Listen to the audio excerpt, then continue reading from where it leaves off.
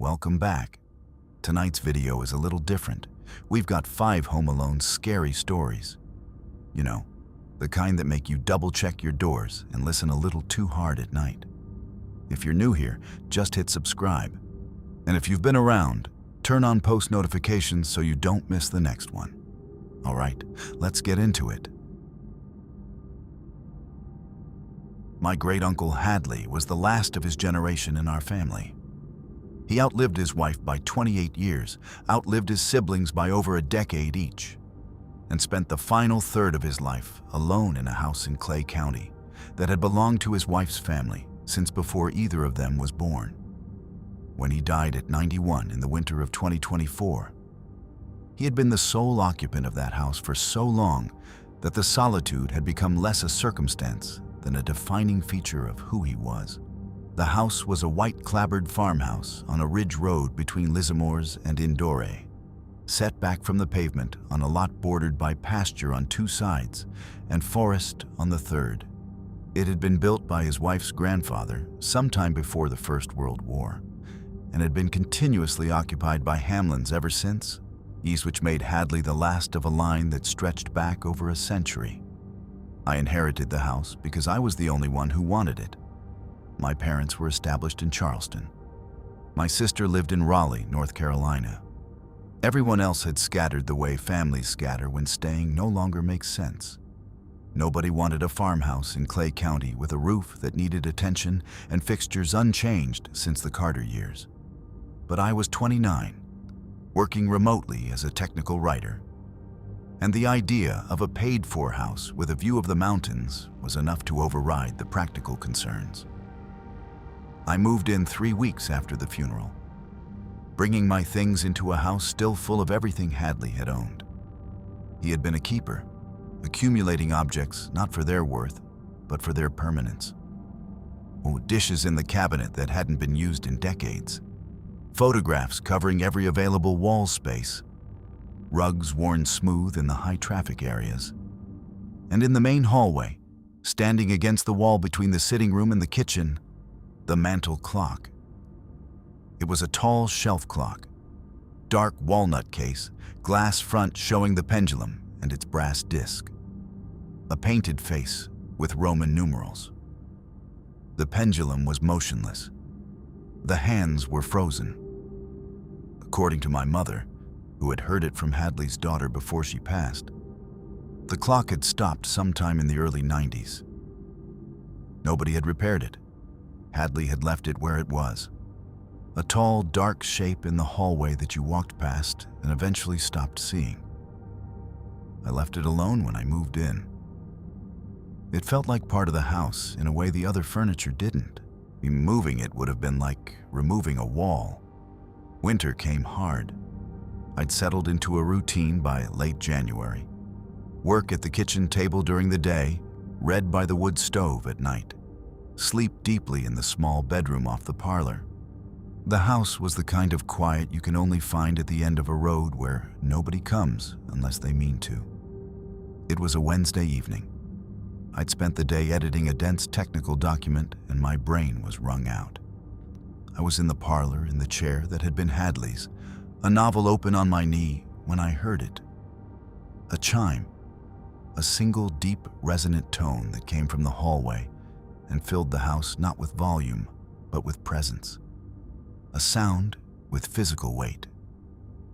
I felt it in my chest and in my back teeth.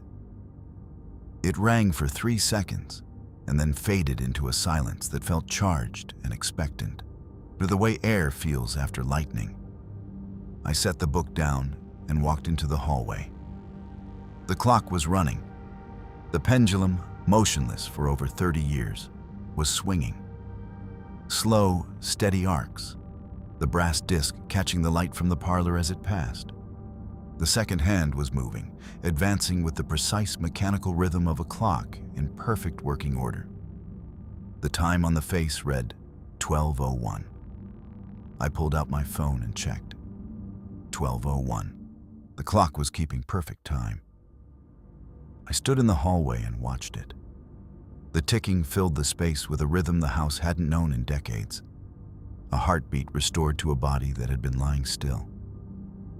The pendulum moved with a smoothness that suggested freshly oiled works, a fluidity that was impossible for a mechanism dormant since before I was born. Clocks don't do this. I knew that. On springs lose tension. Gears corrode. Lubricant dries and hardens. A clock that stops working in 1991 does not spontaneously resume in 2024 without someone opening the case and cleaning the works and setting the pendulum in motion.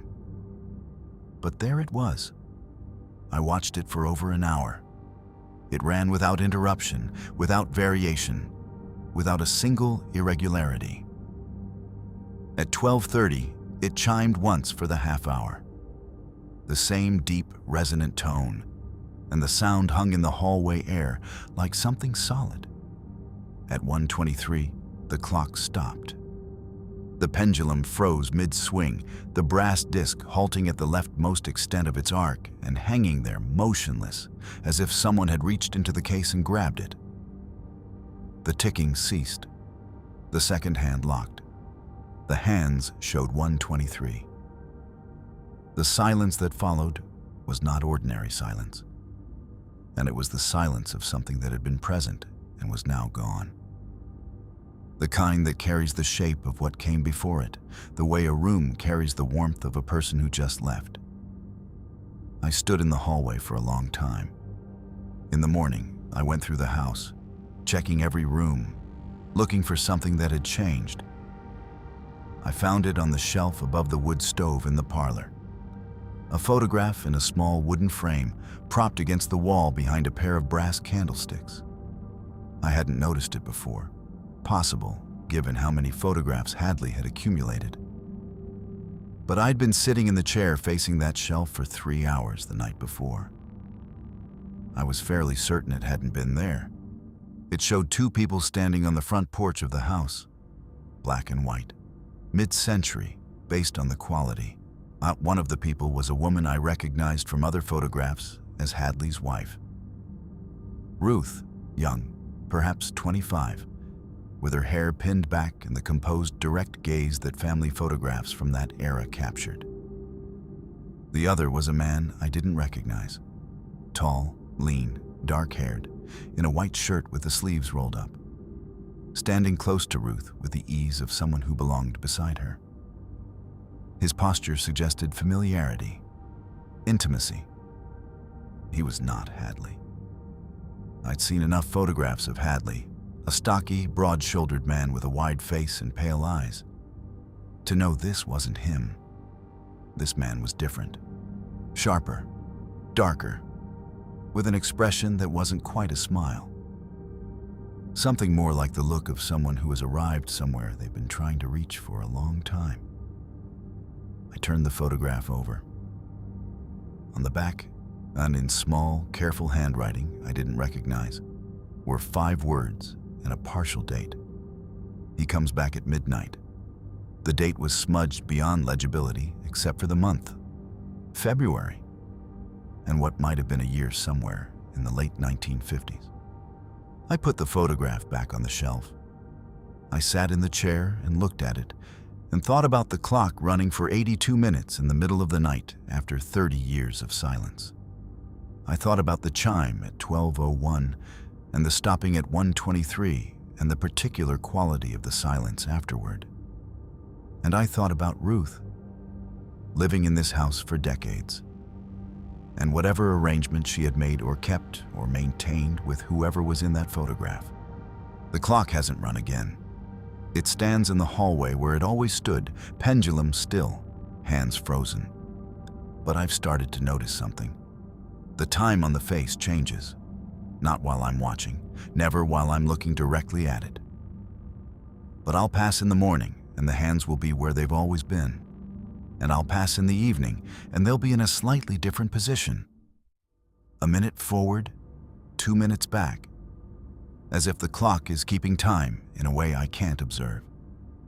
Running only when no one is looking, measuring something that happens in the spaces between attention. And on certain nights, Usually in February, usually when the wind is cutting across the ridge and the house has gone cold, I hear it. Not the chime, not the ticking. Just a single sound from the hallway where the clock stands. The sound of a pendulum beginning to swing. One arc, two, and then nothing. As if something is checking the mechanism, making sure the door is still there for the next time he comes back at midnight. I found the house on a foreclosure listing in the spring of 2023. I'd been looking for months, saving what I could from my job at a hardware supply warehouse in Lewisburg, searching for something cheap enough to buy outright and fix up on my own. I didn't need much. I was 32, no kids, no attachments worth mentioning. And what I wanted, more than anything I'd wanted in a long time, was a door I could walk through and know that everything on the other side was mine. The listing said Webster County, 2 acres, 2-bedroom house, foreclosure, as is. The price was $9,800. The photos showed a small house with peeling paint, an overgrown yard, and windows that hadn't been cleaned in years. But the description mentioned a stone foundation, hardwood floors, and a tin roof, which meant the structure was worth something, even if the cosmetics weren't. I drove down on a Saturday. The house sat on a county road about 6 miles outside of Webster Springs. Small, maybe 800 square feet, a story and a half, 2 bedrooms upstairs, living space below. Built sometime in the 40s based on the construction style. Balloon frame over a stone foundation that extended about 4 feet above grade to form a partial cellar under the main floor. The cellar was accessible through a door in the kitchen wall. The paint was gone on the south side. The porch sagged. The yard was knee-high, but the roof was sound. The foundation was dry. And when I walked through the rooms, the floors were level and the walls were plumb, and the whole structure had the solidity of something built by people who understood permanence. I bought it, paid cash at the courthouse. The first 2 weeks I worked on the upstairs, stripping wallpaper, pulling carpet, patching plaster, replacing wiring with help from an electrician in Webster Springs who owed a favor. I worked from first light until I lost the daylight, eating from a cooler, sleeping on the floor in a sleeping bag, tired in the good way, tired for the right reasons. I didn't go into the cellar during those first 2 weeks. The door was in the kitchen, a heavy wooden slab set into the stone foundation wall. Swollen shut from moisture, the frame gripping it on all sides like a fist. I had other priorities. I assumed it was a dirt-floored storage space, useful later, not urgent now. On the 15th day, I decided to open it. I put my shoulder against the door and pushed. It resisted. The swollen wood ground against the frame. And then it gave way with a sudden release that nearly sent me stumbling down the stone steps on the other side. The smell came up the stairs like something that had been held behind the door and was finally free. Not rot, not mildew, not the damp mineral scent of a stone cellar with a dirt floor. This was human. Body heat and sweat and unwashed fabric and the dense, accumulated musk of a person existing in an enclosed space without ventilation for a long time. Used the olfactory signature of someone who had been sleeping and breathing and sweating in this space long enough that their chemistry had soaked into the stone and the dirt and the air. The smell of a body, not dead, present. I stood at the top of the stairs and breathed through my mouth. The cellar was dim, lit only by the kitchen light behind me, and whatever thin daylight made it through the single small window set at ground level in the far wall. Stone walls, dirt floor, the rough-cut joists of the kitchen above. I went back for my flashlight and descended. The cellar was roughly 12 by 14 feet, stone walls about 6 feet high. The single window was small, maybe a foot tall, 18 inches wide. Set in the far wall, it had been covered from the inside with a piece of brown corrugated cardboard cut to fit the frame and taped along all four edges with duct tape. The cardboard blocked all light and all view. The cellar was a sealed, lightless chamber. On the floor in the far corner, beneath the covered window, was a mattress. Not a bed frame, just a mattress. Twin-sized, laid directly on the dirt, stained and compressed with use, but deliberately placed, positioned with its head against the wall, a bunched-up jacket serving as a pillow. Beside it, a plastic gallon jug of water, half full. Beside that, a plastic grocery bag containing empty cans, maybe 15 of them. Soup, pork and beans, potted meat, opened with a can opener and set aside over what had clearly been a period of weeks. Someone had been living here, in this cellar, on this mattress, and eating cold food from cans and drinking water from a jug in a room sealed against outside light and accessed through a door that opened into the kitchen of a house that had been sitting empty for 2 years. I swept the flashlight across the space slowly. Nobody was here now. The mattress was cold. The air was stale.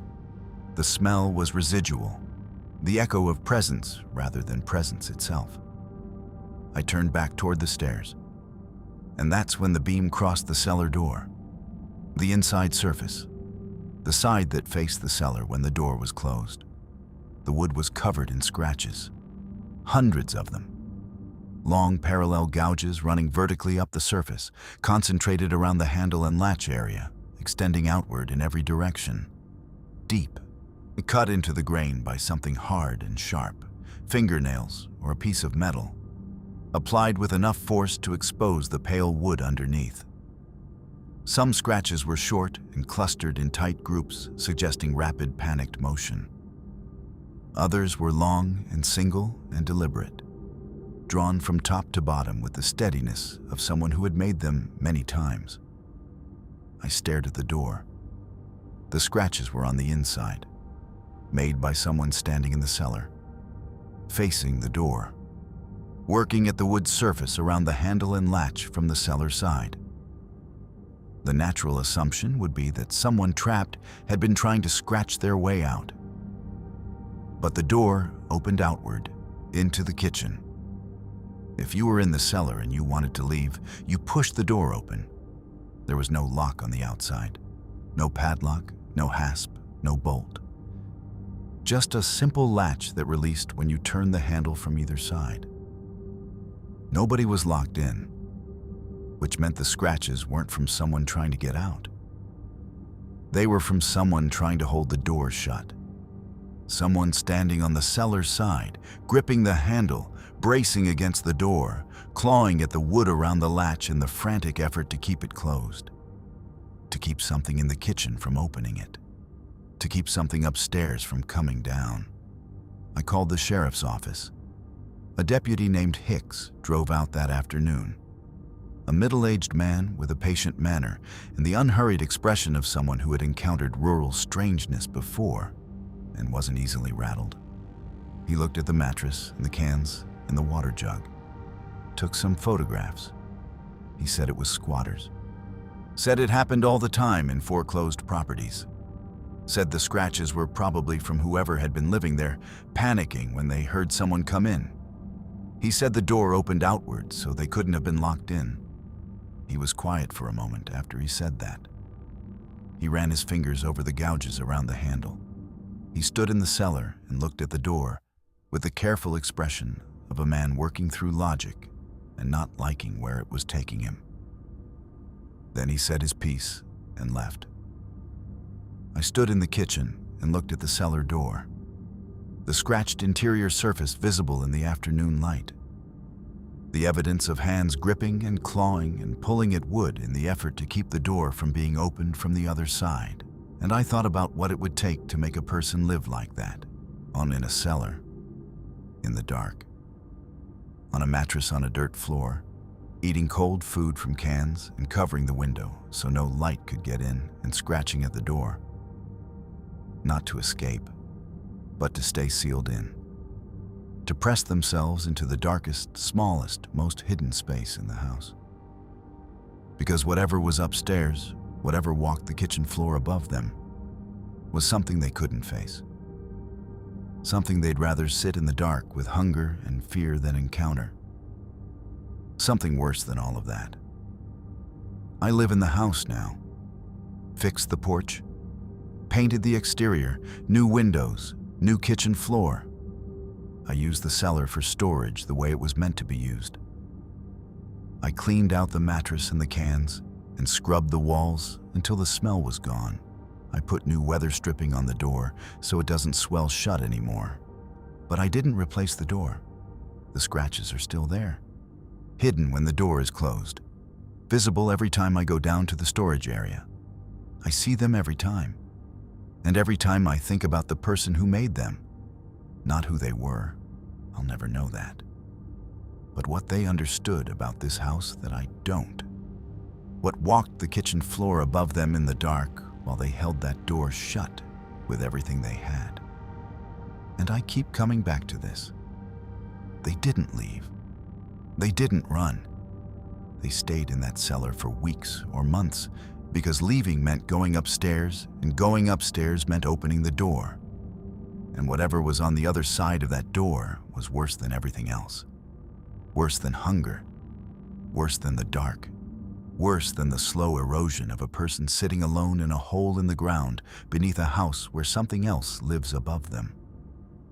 I sleep upstairs now. Most nights the house is quiet and the road is quiet, and I feel like the place is mine. But some nights, the cold ones, when the wind pushes against the siding and the house creaks in ways that almost sound like footsteps, I lie in bed and listen. And I hear the cellar door rattle. Just slightly. Just enough to let me know that whatever is on one side is testing the latch from the other. And I haven't decided yet which side I should be afraid of. I bought the house in Nicholas County in the spring of 2023 from a bank that had been holding the property since the previous owner died without heirs. And that happens more than you'd think in these mountains. The last person in a family line passing quietly, leaving behind a house nobody claims, and eventually the bank sells it to recover what's owed. The house was on a road that followed Muddlety Creek, north of Summersville. Set back from the pavement on a lot shaded by white oaks so large they must have predated the house itself. White clapboard, 2 stories, a front porch with turned posts and a swing hanging from chains that creaked when the wind caught them. The kind of house that looks like a postcard from a distance and requires serious work up close. The price was right. I'd sold a property in Northern Virginia that left me enough to buy this place outright and fund the renovation. I moved in with boxes from a rented trailer, stacking things in rooms I'd get to as the work progressed. Most of the furniture had been cleared by the estate sale. What remained were fixtures and the miscellaneous things sales don't bother with. Curtain rods, old hardware, a few items left by oversight. Among these, a framed photograph on the wall of the upstairs bedroom I'd chosen as my own. The largest room, 2 windows catching morning light. The photograph was black and white, roughly 8 by 10 in a simple dark wooden frame. It showed the house, my house, taken from the front yard, maybe 30 feet from the porch. The house in the image looked much as it did now. White clapboard, front porch, the swing hanging from its chains. There was a car parked in the driveway, a rounded heavy sedan that I'd place in the mid-1950s based on the styling. The trees were smaller, the yard tidier, but the structure was unmistakably the same. A photograph of my house as it had existed 70 years ago hung on the wall of the room it depicted. A piece of the building's autobiography left for whoever came next. I left it where it was. It seemed to belong there. Taking it down, would have felt like erasing something that wasn't mine to erase. So it stayed on the wall above the dresser, and I walked past it every day and gave it the absent glance you give any familiar object. I noticed the first change about a week after I moved in. I was getting dressed, and I looked up at the photograph the way I'd done a dozen times before. And something was different. The front door of the house in the image was open. Not wide open, but ajar. A dark gap, 6 or 8 inches, showing the shadow of the interior hallway. I was certain the door had been closed. I'd looked at this photograph every day since I moved in, and the door had been a solid white rectangle, closed flush with the frame. Now it was open. I told myself I was wrong. Memory is unreliable, especially for details you're not actively tracking. The door had always been open. I'd failed to notice. I accepted this explanation and moved on. 3 days later, I looked at the photograph, and the porch swing was gone. The chains were still there, hanging from the ceiling of the porch. But the swing itself had vanished, just the chains ending in nothing. I stood in front of the photograph for a long time. I tried to construct a rational explanation. Maybe the swing had been absent in the original, and I'd filled it in because the real swing was hanging on the real porch outside. And maybe my brain had completed an incomplete image. But I knew. The swing had been there, and now it wasn't. I began checking the photograph every day, deliberately, carefully noting every detail. For 4 days, nothing changed. I almost relaxed, almost convinced myself that whatever trick of perception had caused the discrepancies was finished. On the 5th day, I looked at the photograph and felt the floor tilt slightly beneath me. One of the upstairs windows, the window on the left side of the house, the window 3 feet from where the photograph hung on my bedroom wall, had a shape behind it. A darkening of the glass, a density that hadn't been there before, like someone standing inside the room looking out at the yard below. The shape was vague, visible only as a subtle variation in the tone of the window. Lighter at the edges, darker at the center where a face might be. It could have been a shadow, a flaw in the photograph. But it was new, and it was in the window of my room. The room where the photograph hung. The room where I was standing right now, looking at an image of someone looking out. The changes were irreversible. Each time I noticed something new, the photograph looked as if it had always been that way. The open door looked like a candid shot of someone coming or going. The empty chains looked like a seasonal removal. The shape in the window looked like a person who had simply been standing inside the house when the image was taken. Plausible, in isolation. It was only in sequence. In the accumulating awareness that the photograph was different today than it had been yesterday. That the wrongness became undeniable. I took the photograph down, carried it to the hallway closet, placed it face down on the shelf, and closed the door. In the morning, the photograph was on the wall. Same nail, same position, as if I had never touched it. I stood in the doorway and looked at it and felt something drain out of me. Some reserve of rational defiance that had been holding things together. The photograph was on the wall. I had put it in the closet, and now it was back. I looked at it closely. The house, the yard, the open door, the empty chains, the window with the shape behind the glass, everything as it had been the day before. Except the shape was larger. It filled more of the window. The darkening had expanded. Whoever was standing inside had moved closer to the glass. The outline was still indistinct, but bigger now, more present. And if I looked at it long enough, I could almost make out the suggestion of features. Not a face, not yet. But the architecture where a face would be, if the resolution improved by just 1 more degree. I took the photograph down again. This time, I drove it to Somersville in the cab of my truck and left it there overnight. I hung a landscape print from Virginia in its place on the wall. In the morning, the landscape print was leaning against the baseboard. The photograph was on the wall. Same nail, same position. The landscape had been removed carefully from its hook and set aside, not torn or dropped. And in the photograph, the shape in the window was clearer. Not much, but enough. The suggestion of features had resolved slightly. The line of a jaw, the hollow of eye sockets, the darker area where a mouth would be. I stopped taking the photograph down, or there didn't seem to be any point. Whatever governed its attachment to that wall was stronger than my will.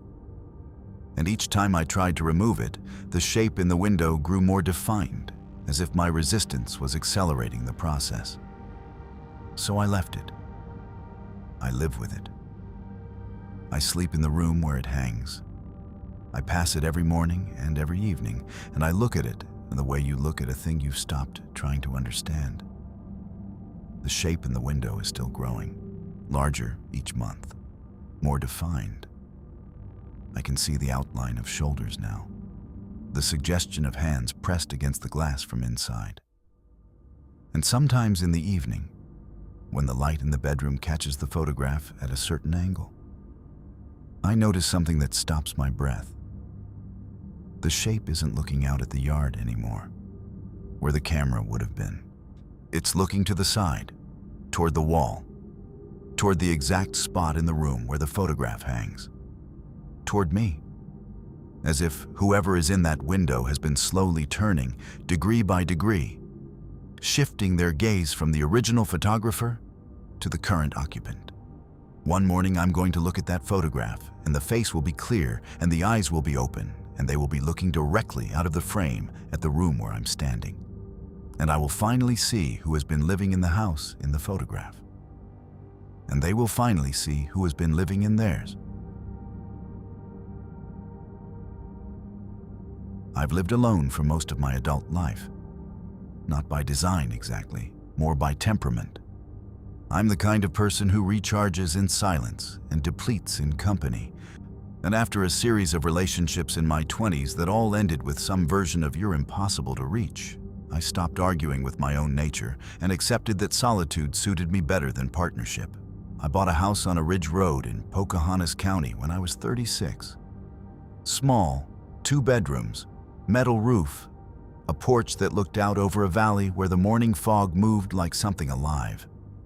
I work remotely, processing land survey data and generating plat maps on my computer, which means I can go days without seeing another person if I choose to, and I often choose to. Nell changed the equation. I got her as a rescue when she was 3, a shepherd mix, deep chest, amber eyes, and the calm, methodical temperament of a dog who had learned early that the world was manageable if you paid attention to it. She weighed 75 pounds and moved through life with the quiet confidence of a creature who had surveyed her domain and found it acceptable. She went everywhere in the house, slept on the bed with her head on the spare pillow, followed me from room to room with the patient fidelity of a shadow. She had explored every inch of the house and property within her first week and found nothing that concerned her. That's why I noticed when she stopped going down the hallway. The house is simple. Front door opens to the living room, kitchen to the right. A hallway leads straight back from the living room to the 2 bedrooms and bathroom. About 15 feet long, hardwood floor with a bathroom on the left and the bedrooms at the far end. But the transition from living room to hallway is marked by a change from carpet to hardwood and a slight drop in ceiling height where the original structure meets a later addition. It started on a Tuesday evening in late October of 2024. I was heading to the back bedroom for a book I'd left on the nightstand. Nell was behind me, the way she always was. I stepped onto the hardwood and took a few steps and realized her nails had stopped clicking behind me. I turned around. Nell was sitting at the threshold, right at the line where the carpet ended and the hardwood began. Sitting upright, ears forward, eyes fixed on the hallway ahead of me, not on me, but past me, down toward the bedrooms. She wasn't moving. I called her name. Nothing. Not a flicker of response. Her attention was locked on something in the hallway with an intensity I'd never seen from her. I walked back and crouched down and put my hand on her head. Her body was rigid, every muscle engaged, not shaking, not cowering, but held. The controlled tension of an animal that has assessed something and determined the only correct response is to hold position, to not cross that line. I put a treat on the hallway floor a few feet from where she sat. A piece of jerky, her favorite thing in the world. She looked at the treat. She looked down the hallway. She looked at me. And the expression on her face was something I have never seen on a dog before and hope I never see again. Not the blank look of an animal that doesn't understand. The loaded, the communicative look of a creature that understands perfectly and is trying to convey something across the barrier between us with the only tools it has. Her eyes moved from mine to the hallway and back. Don't go down there. I got the book myself and came back. Nell was waiting at the threshold, tail moving once when I returned to the carpet. The rest of that evening was normal. I told myself it was something in the wall, a mouse. A smell carried through a gap in the baseboard. Dogs know things we don't. But the next evening, the same thing. And the evening after that. And every evening since. 3 weeks. Every night, as soon as the light dropped below the ridge and the house shifted into its nighttime self, Nell stopped at the threshold and wouldn't cross. During the day, she was fine. She followed me to the bedroom, lay on the bed, and sniffed around the bathroom. But once the sun dropped and the shadows deepened in the hallway and the house settled into its dark quiet, Nell sat at that line and did not move. I tried everything. I carried her down the hallway one night, all 75 pounds, and set her on the bedroom floor. She walked straight back out and sat at the threshold and looked back at me with the same expression. I closed the bedroom door with both of us inside. She stood at the door and stared at it, not scratching, not whining, just staring, her body oriented toward the hallway on the other side, as if she could see through the wood. I started sleeping on the couch. Not out of fear exactly, because Nell wouldn't come to the bedroom after dark, and 4 years of sleeping with her had made the bedroom feel wrong without her. 2 nights ago, I understood. It was around midnight. I'd woken up on the couch and needed to use the bathroom. I got up and walked to the threshold and stepped onto the hardwood and started down the hall. The cold hit me at the ankles. Not a draft, not a temperature differential between carpet and hardwood. Something else. A concentrated cold that started at floor level and rose, climbing my legs the way water rises in a filling tub, reaching my knees, my thighs. A creeping chill that had direction and intention, moving upward along my body with a deliberateness that didn't belong to air or thermodynamics. I stopped walking. The cold kept rising. It reached my waist, my chest. It had a density to it, a presence. Like standing in a current you can't see. There's something flowing around you and through you with the patient inevitability of a tide. I looked back toward the living room. Nell was awake. She was sitting at the threshold, ears forward, eyes locked on the hallway, not on me. Fixed on a point between us, roughly at waist height. Her eyes were tracking something, moving slowly, almost imperceptibly, left to right and then back, following a movement I couldn't see. The way a dog's eyes follow a person crossing a room. Her ears were swiveling slightly, the way they do when she's listening to something just at the edge of her range. Her body was rigid, the same controlled tension I'd felt under my hand 3 weeks earlier. The posture of an animal that has made an assessment and determined that absolute stillness is the only safe response. Whatever Nell was tracking was between us in the hallway. Moving. I couldn't see it. I couldn't hear it. But I could feel it. The cold that had been rising along my body shifted, concentrated, moved from a general presence to a specific location. A point source of chill that was drifting slowly down the hallway toward me. I felt it the way you feel someone standing close behind you in a dark room. Not through any single sense, but through all of them at once. The collective alarm of a nervous system detecting a proximity that the eyes can't confirm. Nell's gaze shifted. Whatever she was tracking had moved. Her eyes swept slowly down the hallway toward me, and the cold came with it. Moving in my direction with the unhurried pace of something that had no reason to rush, I took a step backward. The cold advanced. I took another. Nell's eyes were now fixed on a point directly in front of me, inches away. And the chill was so concentrated that I could feel it against my face. I walked backward out of the hallway. I kept my eyes on the dark space in front of me. I moved in reverse until my feet found the carpet, and I stepped over the threshold and stood next to Nell. She didn't move. Her eyes were still fixed on the hallway, tracking the cold, watching it settle back into the darkness at the far end. Then, slowly, her gaze softened. Her ears lowered, her body relaxed. Whatever it was had stopped at the threshold. The same line Nell wouldn't cross, the same boundary between the living room and the hallway, the carpet and the hardwood. Nell looked up at me, and in that look was everything she'd been trying to tell me for 3 weeks. The warning, the sorrow, the plea not to go down there after dark. She'd known from the first evening what was in that hallway. She'd been able to see it or sense it through whatever channel animals have that we've lost or never had. And she'd done the only thing she could.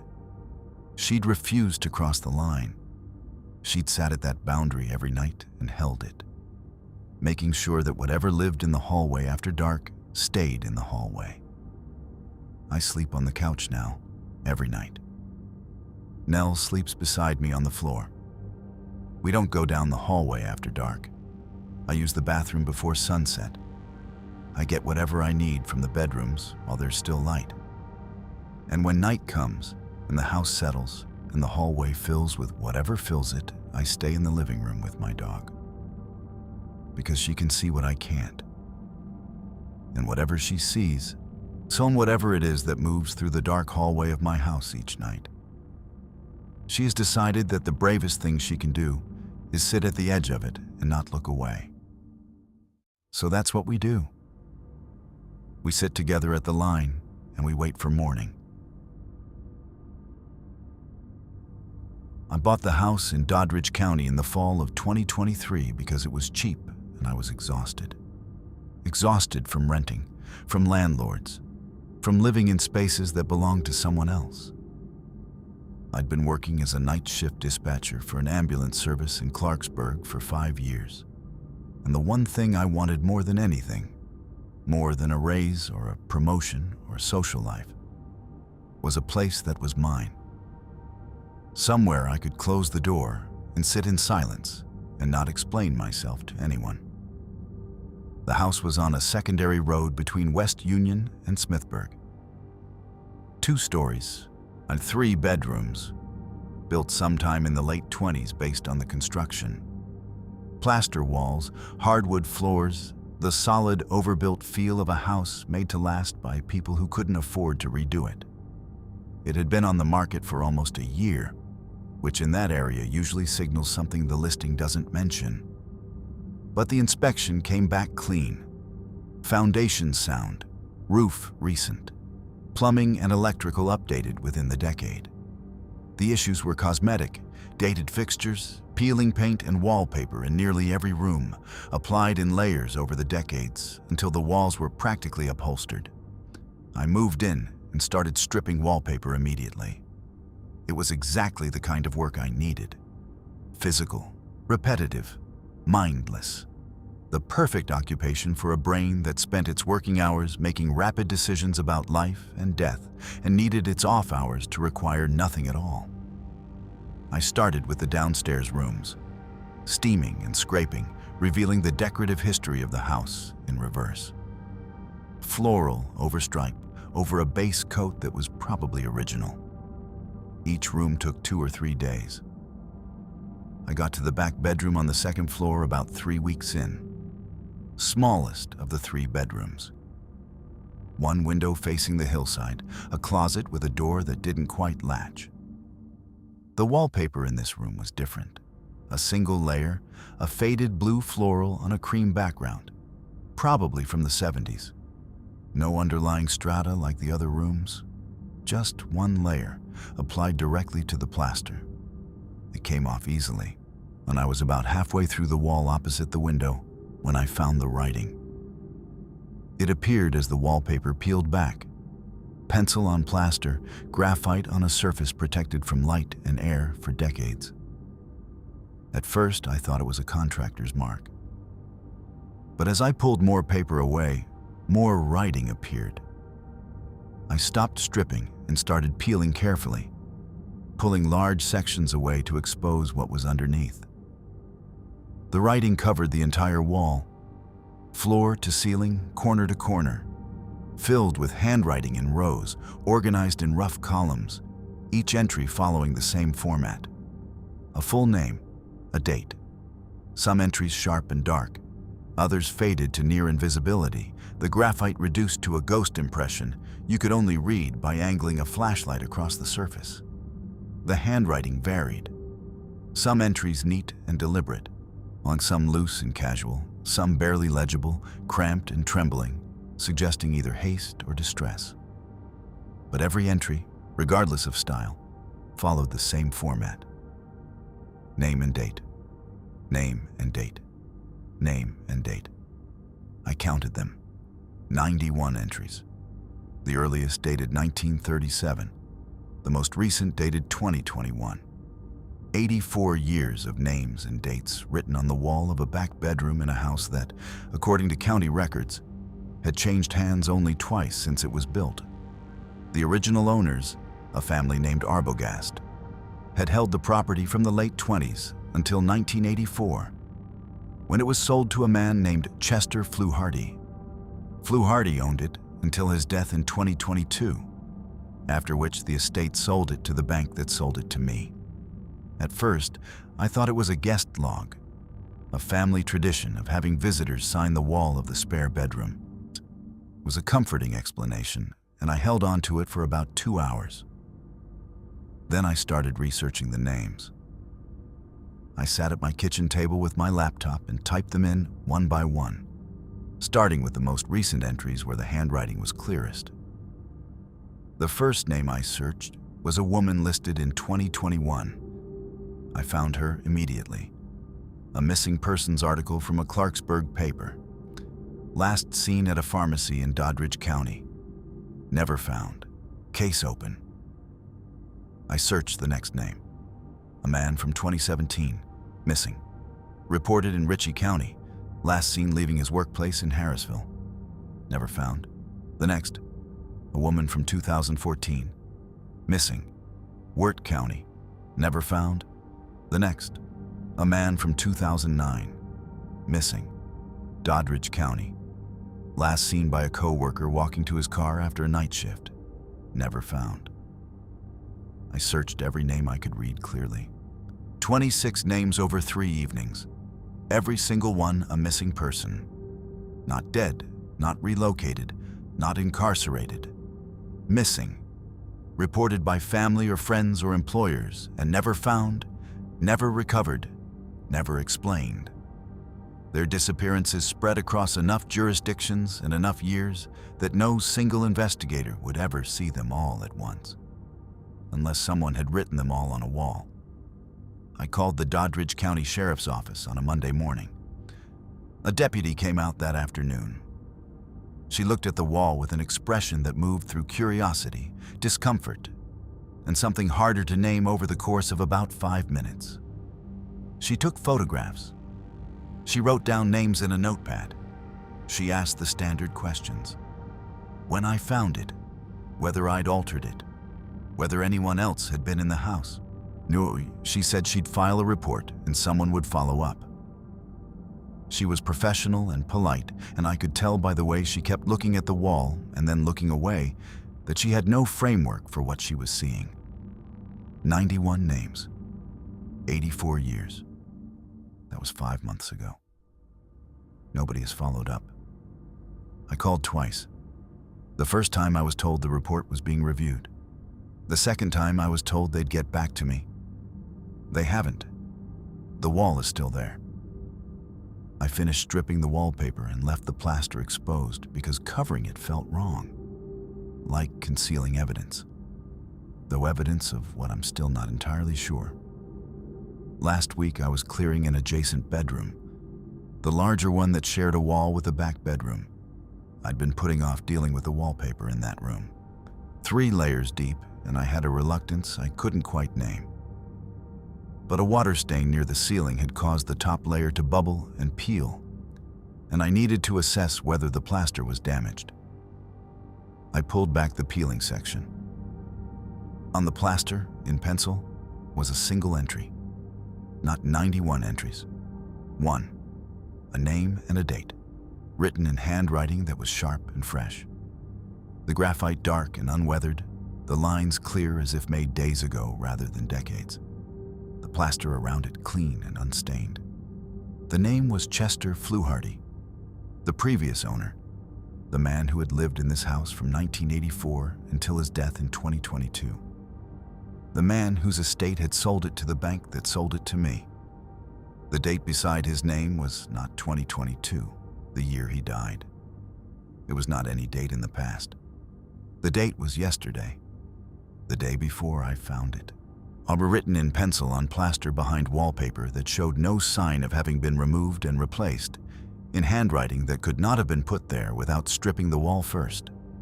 I stood in that room and looked at the name and the date, and I thought about Chester Fluharty.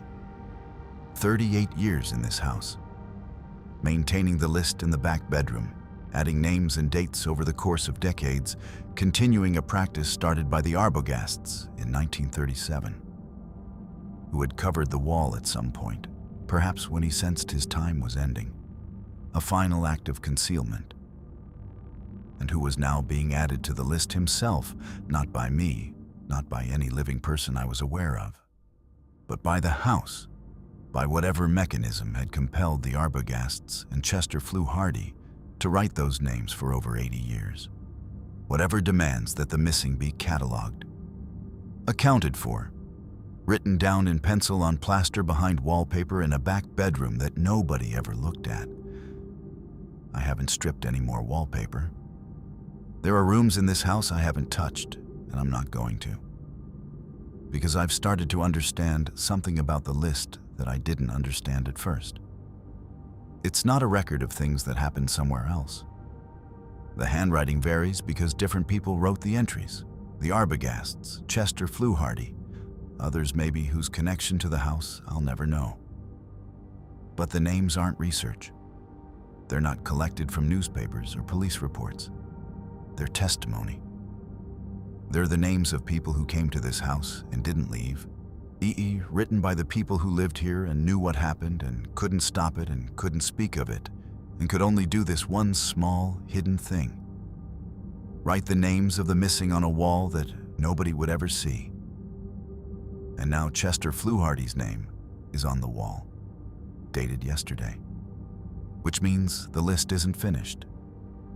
Whatever has been happening in this house for nearly 90 years is still happening, and I'm living in it. Somewhere in these walls, behind paper I haven't pulled, there may already be another entry, a name I'll recognize, a date I haven't reached yet, written in pencil on plaster and handwriting that isn't mine.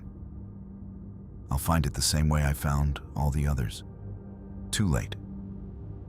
After it's already been written. After whatever the name represents has already been decided. The only question that keeps me lying awake at night, in a house full of names that no one else will ever read, is whether the next entry on the wall will be someone who comes to this house, or someone who's already here.